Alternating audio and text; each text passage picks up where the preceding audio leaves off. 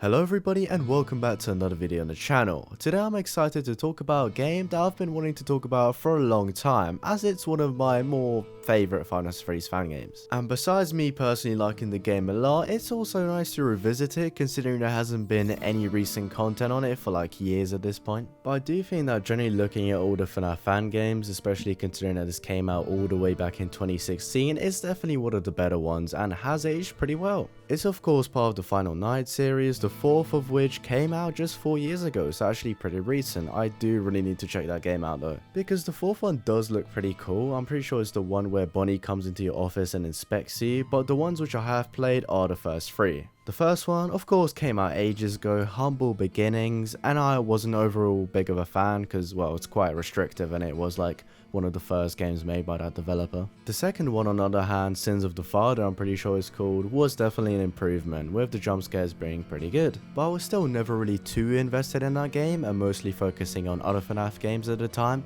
It's only when the third one came out that I really stuck onto the whole Final Night series. And as soon as I heard development for this thing, I was pretty much instantly hooked. You're playing as the crying kid after their frontal lobe has been bitten off, and now you have all these kinds of crazy nightmares and Reaper animatronics coming for your ass in the hospital. Now definitely don't quote me on this, but I'm pretty sure this was the first Five Nights at Freddy's fan game to use the Unreal Engine, which obviously sort of completely revolutionized the game, making it have, well, really nice renders, 3D graphics, as most of the other FNAF fan games are all made in ClickTeam, usually quite old versions of ClickTeam at that. Now the Joy of Creation, another fantastic series which I wish to cover in the future, also uses Unreal Engine. Now I'm not quite sure if the early free roam version of it used Unreal. If it did, then I just proved myself wrong, but you know, my editing self can figure that out. But what I do know for a fact is that the one that released in 2017, the story mode we all know and love, was indeed made in Unreal, which came out after Final Nights 3. But now moving on from the very pretty looking engine, let's talk about the game itself. So basically, the year is 1983 and you just had the front part of your brain bitten off by an animatronic named Fredbear.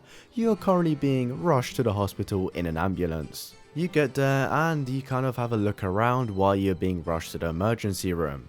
Title cards. Bro is not dead meat. In 2016, aside from using a super flashy engine, using cinematic cutscenes was also quite abnormal. Most of these cutscenes haven't exactly aged too well, as the animations are quite stiff and the characters don't exactly resemble humans, but they have a decent amount of detail in them. And it's always nice to see a FNAF fan game using a different narrative device than just simply telling you what happened in a text box. It kind of helped the game to distinguish itself from others, being unique, as well as expanding upon its own lore in an interesting way. But anyway, the real fun begins when you're left unattended in your hospital bed during the night. Whilst you're in the hospital, seemingly safe and receiving treatment, best believe getting a chunk of your brain taken out isn't exactly ideal, and it leads to some severe delusions and hallucinations. And unfortunately for you, these hallucinations just so happen to be killer animatronics. Just sort of think of it as the OG FNAF 4 but on crack. These animatronics are referred to as Reapers, such as Reaper Bunny, Reaper Puppet, etc. And these names actually do make sense and are super fitting, as these guys are like the literal representation of death coming for you as you fight for your life in hospital. This, alongside the repeated motif of time passing, you get put into the mindset of a kid who doesn't know how long he has left. Now I believe it is the time to have a little chat about the lovely mechanics of this game.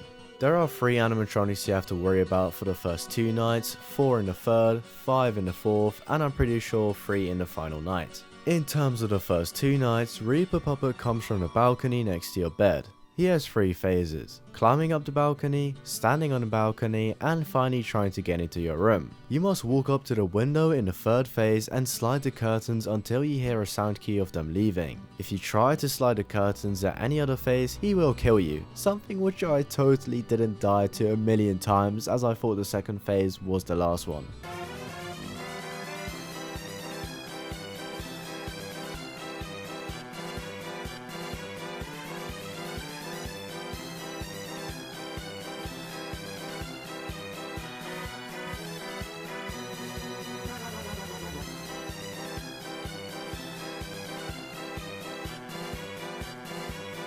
Him entering the room also has a sound cue if you listen carefully, but if you do hear it, it's already too late, as going to bed is pretty much sealing your fate. He will tower over your bed and stare at you menacingly before promptly snapping your neck. Sleeping is how you progress nights, by the way. Time towards the morning does not progress unless you're sleeping and staring at this big ass grandfather clock slowly ticking away. It's an effective mechanic as you can only progress by directly putting yourself in danger of, well, everything around you. It's not only the bed bugs that will bite you.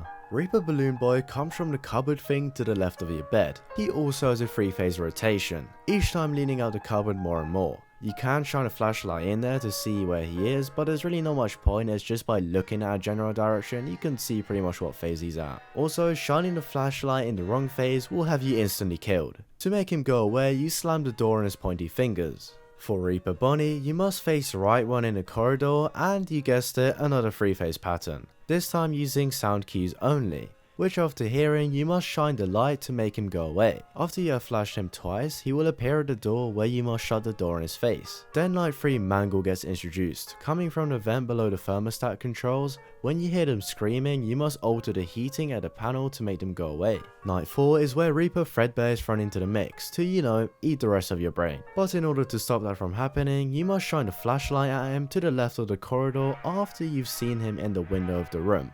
But be careful as he can play tricks with you. And yeah guys, that's pretty much all of the primary mechanics covered for the first 4 nights at least. You might be wondering what happens in night 5. Well, pretty much everything turns a bit more creepy, there's this purple hue everywhere, and Shadow Bonnie is the main antagonist for this night. To be honest, it is a little bit random for it to be Shadow Bonnie, but he's such a mysterious and cool character that it actually works pretty well, so no complaints there. Pretty much for this night, Shadow Bonnie replaces the mechanics for Reaper Puppet by knocking at your window. In the corridor, you once again have Fredbear to the left of you, but this time you have to rewind him instead of flashing a light at him. And you have to do the same thing to this with a Chica kind of character to the right of you who replaces Reaper Bunny for the 5th night. I'm honestly so glad that for the final night of this game, they kind of really rehauled on the mechanics and different characters just to make it that much more impactful and intense. It's kind of like the perfect mix in between being refreshing and challenging, as you're sort of already familiar with some of the mechanics such as knocking at the window, however you're unfamiliar to other ones such as winding up the spring locks. But I'm going to stop lingering on the final night as I don't even have any solid gameplay of it. In between the nights, you do this super fun Chica plush trap kind of mini game where there are 3 corridors, the lights go out and you have to guess which one she is in. And I'm gonna be real with the gang real quick, this was absolutely terrifying. I'm pretty sure when I first played this as a kid I just skipped this bit, I just let myself get jump scared. Not only is the desolate stockroom terrifying, but the actual design of Chica as well as her voice, which is super passive aggressive.